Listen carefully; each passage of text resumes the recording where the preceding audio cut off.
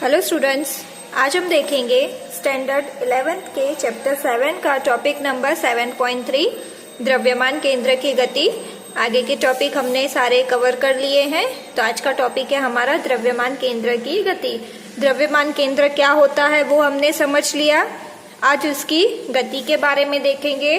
तो गति के बारे में देखने के लिए सबसे पहले हम उसका वेग, उसका त्वरण, इन सब की बात करेंगे, क्योंकि गति इन सारी चीजों से संबंधित होती है।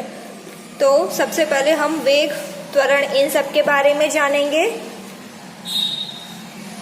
चलिए, तो हमारा टॉपिक है द्रव्यमान केंद्र की गति, motion of centre of mass.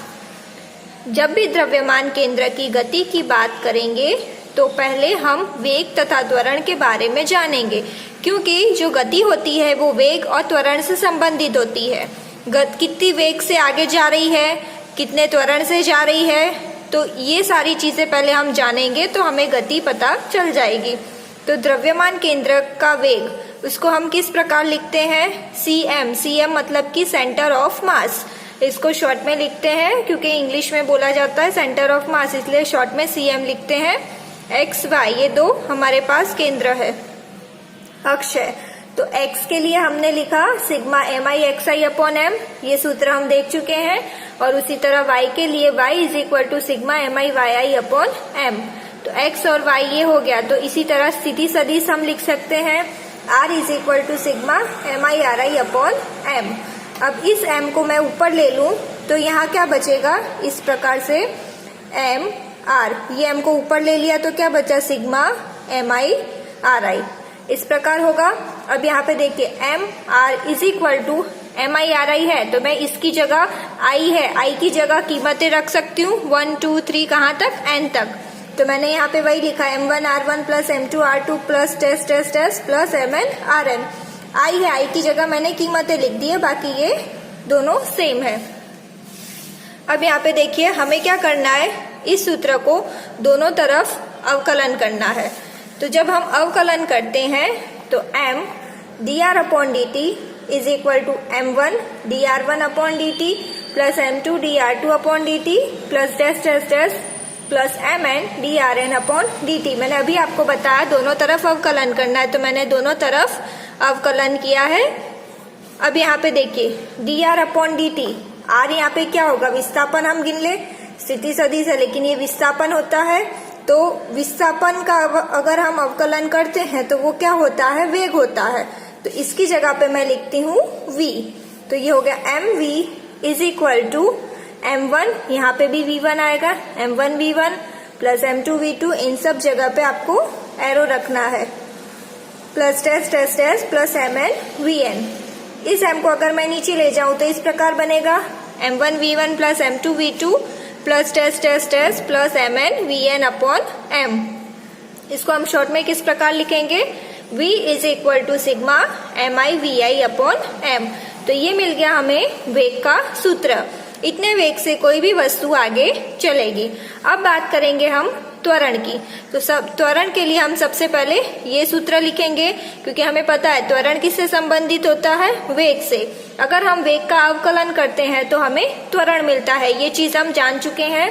तो सबसे पहले हमने ये वाला सूत्र लिया है, यहाँ पे लिखा mv is equal to m1 v1 plus m2 v2 plus test test test plus mn vn। अब यहाँ पे भी हम दोनों तरफ अवकलन करेंगे त्वरण लाने के लिए।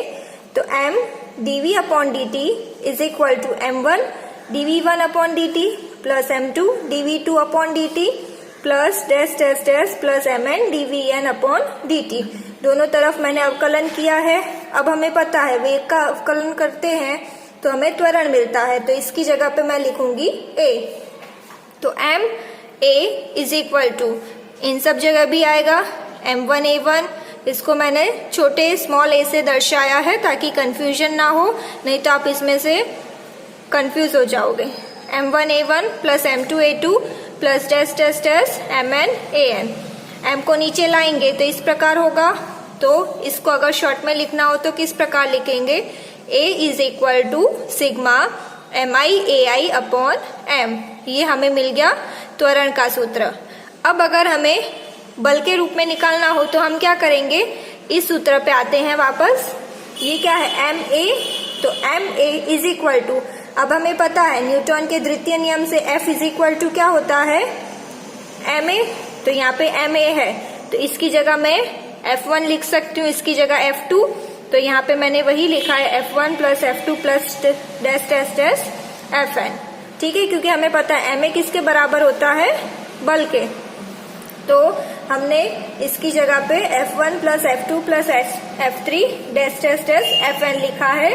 तो ये क्या हो गया, कुल बाह्य बल, क्योंकि जो आंतरिक बल होगा वो एक दूसरे को निरस्त कर देता है। न्यूटन का तृतीय नियम है कि जो आंतरिक बल होता है वो एक दूसरे के विपरीत दिशा में होता है और उनका परिमाण समान होता है, तो वो एक दूसरे को निरस्त कर देगा। तो यहाँ पे हमारे पास सिर्फ और सिर्फ बाह्य बल ही बचेगा, इसलिए यहाँ पे ext लिखा है। ext मतलब कि एक्सटर्नल, ये याद रखना है आपको।